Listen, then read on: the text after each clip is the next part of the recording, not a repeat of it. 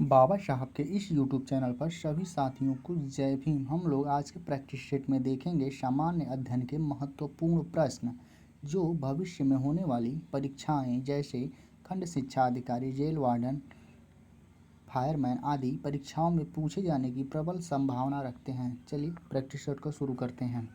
पहला प्रश्न है, महावीर स्वामी को किस नदी के तट पर ज्ञानोदय प्राप्त हुआ था? उत्तर है ऋजुपालिका नदी पर। इसकी व्याख्या देख लें। महावीर का जन्म वैशाली के कुंड ग्राम के ज्ञात्रिक कुल के वज्जी संघ के प्रधान सिद्धार्थ के घर हुआ था। इनकी माता त्रिशला लिच्छवी गणराज्य की राजकुमारी थीं। दूसरे नंबर का प्रश्न है, गुप्त काल में स्वर्ण मुद्रा को क्या कहा जाता था? उत्तर है दिनार। इस प्रश्न की व्याख्या देख लें इसकी। गुप्त शासकों का इतिहास को स्वर्ण युग कहा जाता है। इसमें बड़ी संख्या में सोने के सिक्कों का प्रचलन था। इस युग को कलात्मक सौंदर्य और विविधता की दृष्टि से भी बेजोड़ कहा जाता है। गुप्त काल में चांदी के सिक्के रूपक कहलाते थे। ये चांदी के सिक्के जारी करने वाला प्रथम गुप्त शासक चंद्रगुप्त द्वितीय या विक्रमादित्य था। तीसरे नंबर का प्रश्न है, बाबरनामा का अंग्रेजी में अनुवाद किसने किया था? उत्तर है लेडेन और रस्किन ने। इसकी व्याख्या देख लें। बाबरनामा मुगल बादशाह बाबर की आत्मकथा तुर्की में है। बाबरनामा नाम से ही जाने जाने वाली पुस्तक का मूल शीर्षक तुज़्क़-ए-बाबरी है। 1810 में लेडेन और रस्किन बाबरनामा का अंग्रेजी में अनुवाद करते हैं, लेकिन लेडेन की मृत्यु के बाद विलियम रस्किन ने अनुवाद को पूरा किया। 4 नंबर का प्रश्न है, दारा सिकोह किस स्थान पर दफनाया गया था? उत्तर है दिल्ली में। इसकी व्याख्या देखें। औरंगजेब द्वारा की गई नृशंस हत्या के बाद उसके आदेश पर दारा सिकोह हुमायूं के मकबरे के पास दिल्ली में दफनाया गया। दारा सिकोह मुगल सम्राट शाहजहां का ज्येष्ठ तथा प्रिय पुत्र था। 5 नंबर का प्रश्न है, किसे जिंदा पीर के नाम से जाना जाता है? उत्तर है औरंगजेब को। इसकी व्याख्या देख लें। मुगल शासक औरंगजेब को उसके सुधारवादी धार्मिक प्रयासों और तार्किक धर्म पालन के आधार पर इतिहासकारों द्वारा इसे जिंदा पीर से विभूषित किया गया है। 6 नंबर का प्रश्न है, किस अधिनियम के द्वारा ब्रिटिश संसद ने चाय और चीन के साथ व्यापार को छोड़कर ईस्ट इंडिया कंपनी के साथ भारत व्यापारिक एकाधिकार को समाप्त कर दिया था? उत्तर है 1813 का चार्टर एक्ट। इसकी व्याख्या देख लें।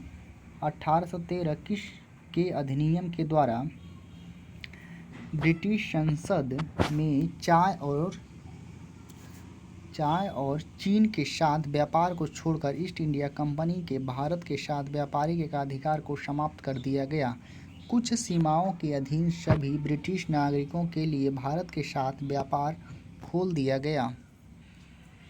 7 नंबर का प्रश्न है, मलमपूझा बांध किस नदी पर स्थित है? उत्तर है मलमपूझा नदी पर। इसकी व्याख्या देखें। मलमपूझा बांध दक्षिण भारत के केरल में पलक्कड़ में मलमपूझा नदी पर है, जो केरल की दूसरी सबसे बड़ी नदी भरतपूझा की सहायक नदी है। 8 नंबर का प्रश्न है, चेरुथानी बांध किस नदी पर अवस्थित है? उत्तर है पेरियार नदी पर। इसकी व्याख्या देख लें। केरल के इदुक्की जिले में स्थित चेरुथानी बांध एक प्रसिद्ध बांध है। यह बांध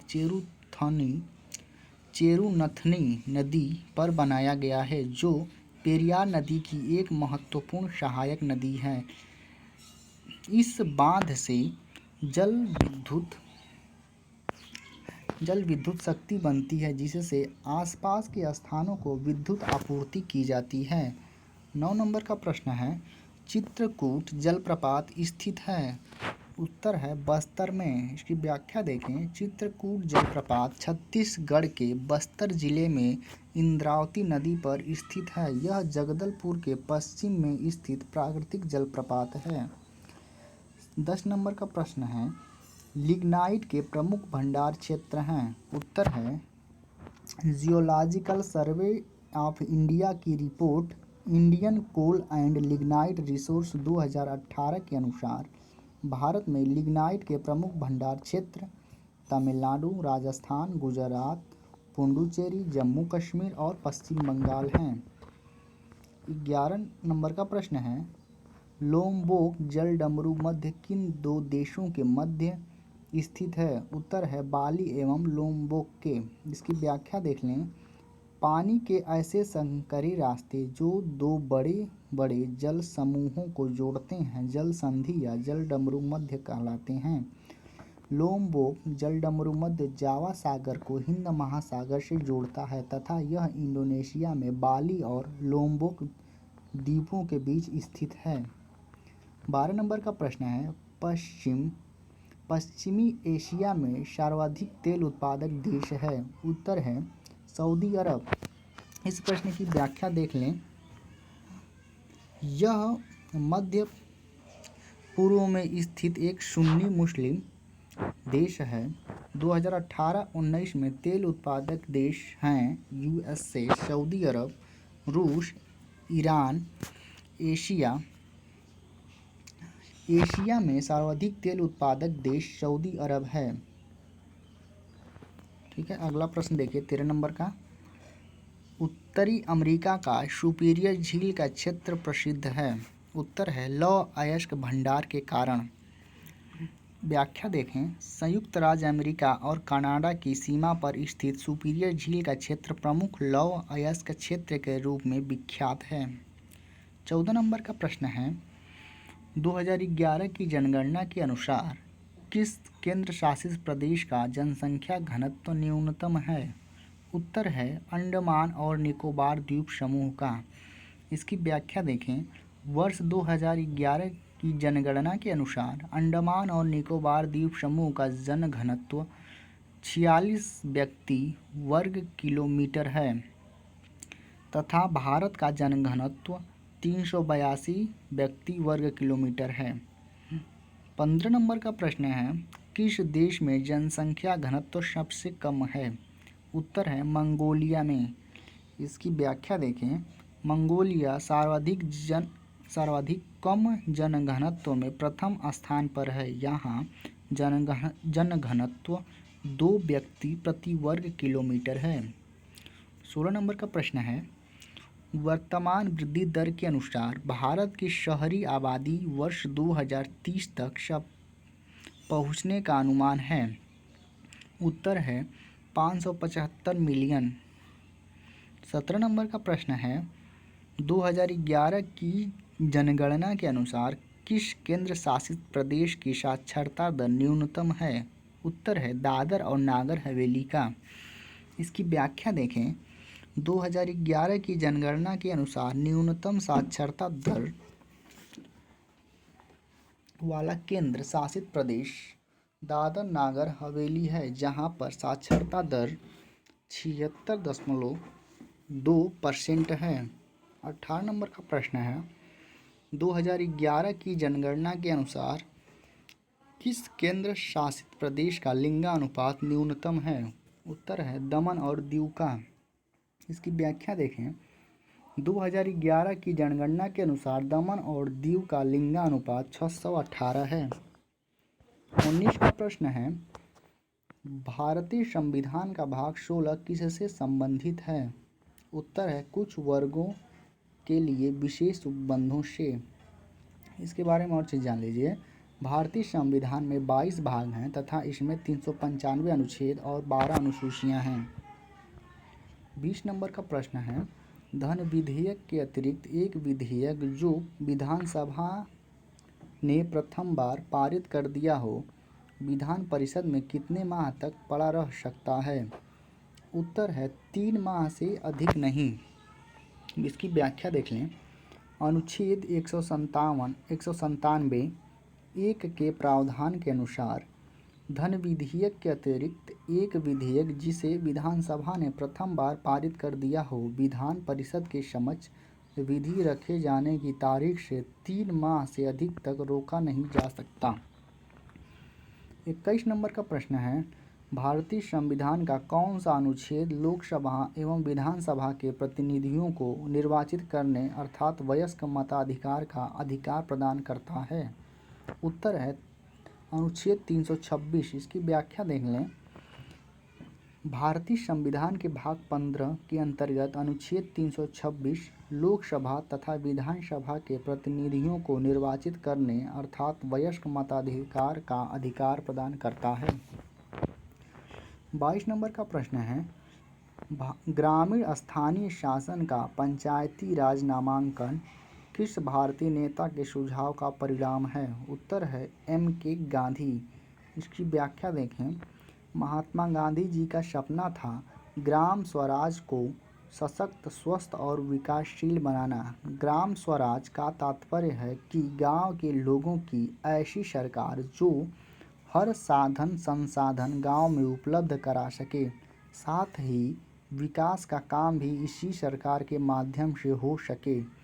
इन सपनों को साकार करने के लिए 73वां संविधान संशोधन अधिनियम 24 अप्रैल 1993 से लागू किया गया। इस संशोधन द्वारा संविधान में एक नया भाग 9 जोड़ा गया जिसका शीर्षक पंचायत है। अनुच्छेद 243 में पंचायतों से संबंधित अनेक प्रावधान किए गए हैं।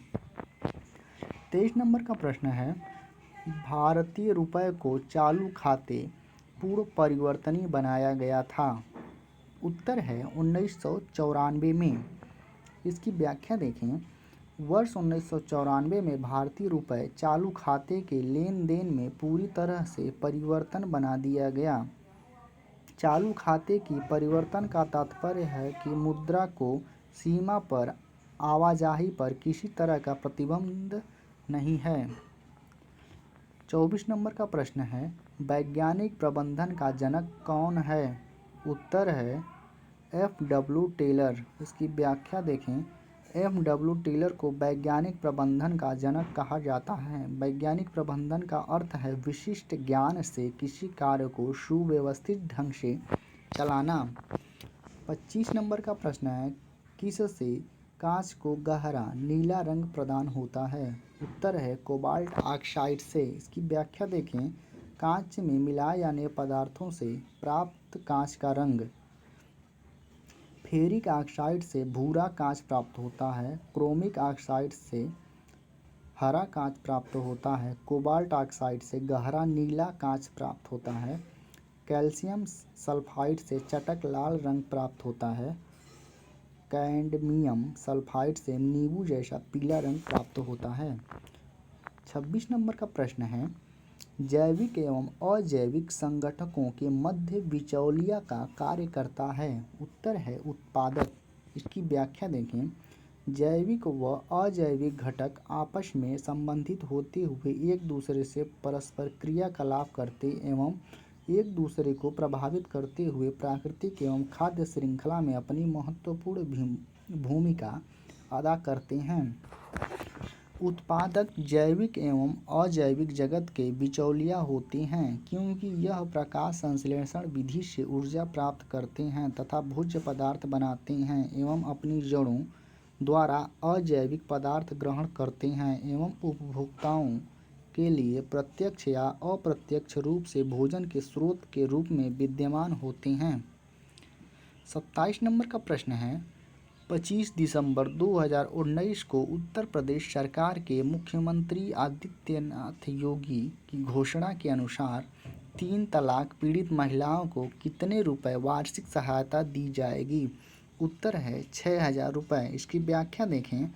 उत्तर प्रदेश सरकार प्रतिबंधित 3 तलाक की पीड़ित महिलाओं को 6,000 रुपये वार्षिक सहायता प्रदान करेगी तथा साथ ही इनमें से ज़रूरतमंदों को आवश्यक सुविधाएं तथा अपनी आजीविका साधन भी उपलब्ध कराएगी।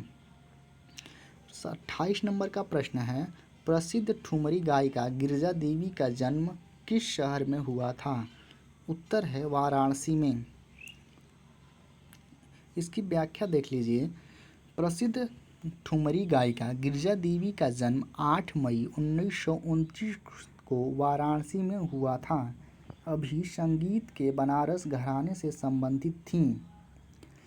24 अक्टूबर 2017 को 88 वर्ष की अवस्था में कोलकाता में इनका देहांत हो गया। इन्हें पद्मश्री, पद्म विभूषण, संगीत नाटक अकादमी सम्मान आदि पुरस्कार से सम्मानित किया गया था। 29 नंबर का प्रश्न है, राष्ट्रीय जैविक खेती केंद्र कहाँ स्थित है? उत्तर है गाजियाबाद में। इसकी व्याख्या देख लें। राष्ट्रीय जैविक खेती केंद्र गाजियाबाद में अवस्थित है। इसके क्षेत्रीय केंद्र हैं, पहला बेंगलुरु है, दूसरा भुवनेश्वर, तीसरा पंचकुला, चौथा और पांचवा जगदलपुर में है और छठवां नागपुर में स्थित है। 30 नंबर का प्रश्न देखें, हिमालय की रचना समांतर वलय श्रेणियों से हुई है, जिसमें से प्राचीनतम श्रेणी है। उत्तर है बृहत हिमालय श्रेणी। चलिए आज के लिए इतना ही। सभी साथियों को जय भीम।